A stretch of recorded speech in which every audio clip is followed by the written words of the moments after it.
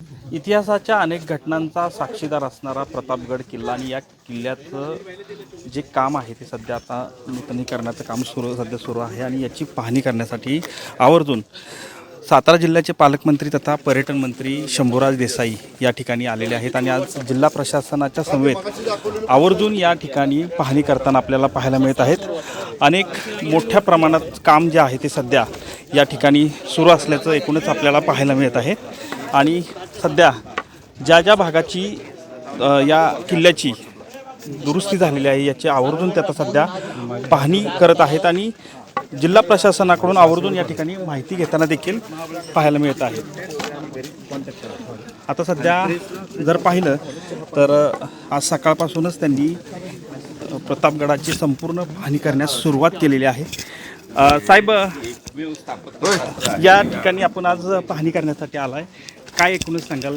आज सकाळपासूनच आपण पाहणी करणार काय आहे, आपण प्रतापगड संवर्धन प्राधिकरण ही आदरणीय एकनाथजी शिंदे साहेब मुख्यमंत्री असताना स्थापन केलेलं आहे। आदरणीय खासदार श्रीमंत छत्रपती उदयनराजे भोसले महाराज साहेब हे त्याचे अध्यक्ष आहेत, मी त्याचा सहअध्यक्ष आहे आणि आपण याच्यामध्ये पहिल्या टप्प्यातला 24-25 कोटी रुपयाचा आराखडा एक मंजूर केलेला आहे।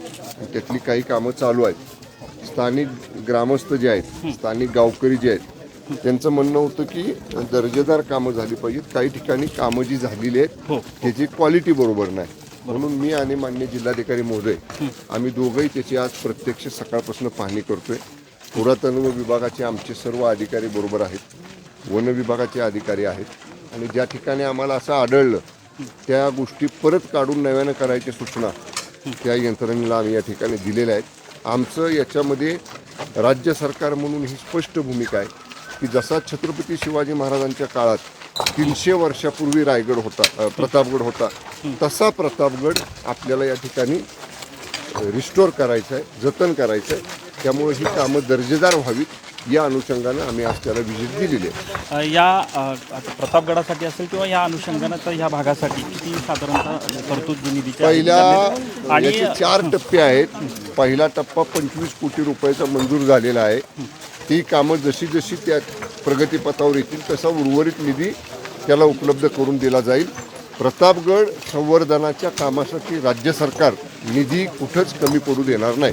साधारणतः कधीपर्यंत हे काम जे आहे नाही, हे काम दर्जेदार करायचं असेल तर त्याला वेळ लागतोय, खूप बारीक बारीक गोष्टी बघून ते काम करावं लागतं आणि इथं कुठेही सिमेंट वापरायचं नाही असं स्पष्ट या ठिकाणी सरकारचं मत असल्यामुळे हे चुन्यातलं बांधकाम आहे।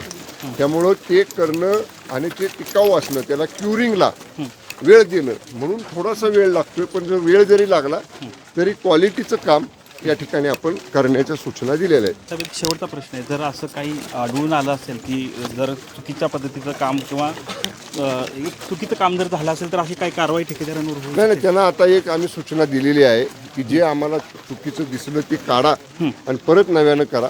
त्यांनी ते मान्य देखील केलेलं आहे। काही ठिकाणी असे 1-2 किरकोळ ठिकाणी कुठं ते चुना ढिसूळ झाला आहे तो निघतोय असं दिसलं आम्हाला, त्याप्रमाणे जिल्हाधिकाऱ्यांनी मी दोघांनी त्यांना सूचना दिल्या की त्यांनी मान्य केले, जिथं असं झालं की आम्ही काढून घेऊ आणि नव्यानं करू। खरं तर प्रतापगडाची पाहणी जी आहे ते पर्यटन मंत्री शंभूराज देसाई आपल्याला या ठिकाणी करताना पाहायला मिळत आहेत आणि एकूणच जे काही कामं जी आहेत ती चुकीच्या पद्धतीनं झालेली आहेत ती देखील पुन्हा करण्याच्या सूचना देखील यावेळी पर्यटन मंत्री शंभूराज देसाईंनी दिलेल्या पाहायला मिळत आहेत। कॅमेरामन आमिर शेखसह संतोष नालावडे, TV9 मराठी, प्रतापगड, सातारा।